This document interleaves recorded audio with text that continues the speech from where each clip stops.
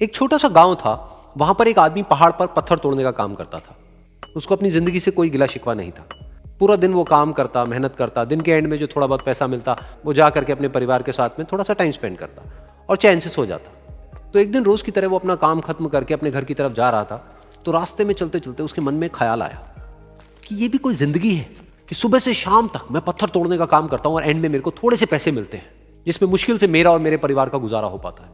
काश कुछ ऐसा हो जाए कि कहीं से मुझे कोई ऐसी शक्ति मिल जाए कि जो भी मैं चाहता हूं वो सच हो जाए। वो अपने घर पर गया, उसने खाना खाया, लेकिन उसका ध्यान खाने की तरफ नहीं था। उसके दिमाग में यही ख्याल चल रहा था। उसके बाद में वो यही सोचते सोचते सो गया। फिर नींद आने के कुछ देर बाद उसको एक सपना आया। सपने में उसने देखा कि रोज की तरह वो अपना काम खत्म करके अपने घर लौट रहा था। रास्ते में उसने एक बहुत ही बड़ा घर देखा और उसके मन में आया कि काश ये घर मेरा होता और मैं इसका मालिक होता। और उसके ये सोचते ही वो उस घर का मालिक बन गया। उसको यकीन ही नहीं हो रहा था कि जो उसने सोचा वो बन चुका है। लेकिन उसकी खुशी ज्यादा देर नहीं टिक पाई, क्योंकि उसको एकदम से एक शोर सुनाई दिया। उसने अपने घर के बाहर देखा कि एक बहुत बड़ी रैली निकल रही है जिसमें बीचों बीच एक पॉलिटिशियन है जो ऐसे ऐसे हाथ हिला रहा है। और वहां पर जितने भी लोग खड़े थे सब उसके नाम के नारे लगा रहे थे, उसके आगे हाथ जोड़ करके खड़े थे, सब उसको देखने के लिए तड़प रहे थे। तब उसको यह एहसास हुआ कि मैं कितना छोटा हूं उसके आगे। और फिर उसके अंदर से एक ख्याल उठा कि काश मैं ये पॉलिटिशियन होता और मेरे पास भी इतनी ही पावर होती जितनी कि इसके पास में है। बस उसका इतना सा सोचने की देर थी, वो पॉलिटिशियन बन गया। उसकी खुशी का ठिकाना नहीं था, क्योंकि उसके आसपास में हजारों लोगों की भीड़ थी और सब उसको देखने के लिए तरस रहे थे, तड़प रहे थे। लेकिन उसकी ये खुशी भी ज्यादा देर नहीं टिक पाई। धूप बहुत ही तेज थी और उस पॉलिटिशियन को आदत नहीं थी इतनी गर्मी में रहने की। तो उस धूप की वजह से उसको चक्कर आ गए और वो बेहोश होकर के गिर गया। फिर उसको एहसास हुआ कि ये पॉलिटिशियन सबसे ताकतवर नहीं है, ये जो सूरज है ये सबसे ताकतवर है। और उसके मन में आया कि काश मैं ये सूरज बन जाऊं तो मेरे आगे कोई नहीं टिक पाएगा। और उसका इतना सा सोचने की देर थी और वो सूरज बन गया। और वो खुशी से पागल हो गया, क्योंकि पूरी दुनिया को वो ही रोशन कर रहा था और पूरी दुनिया में ऐसा कोई नहीं था जो कि उसकी रोशनी को रोक सके। लेकिन उसकी ये खुशी भी ज्यादा देर टिक नहीं पाई, क्योंकि कुछ ही देर बाद आसमान में कुछ काले बादल आए जिन्होंने कि उस सूरज की रोशनी को रोक दिया। फिर उसको यह एहसास हुआ कि इस दुनिया में ऐसा भी कोई है जिसमें दम है उसकी रोशनी को रोकने का।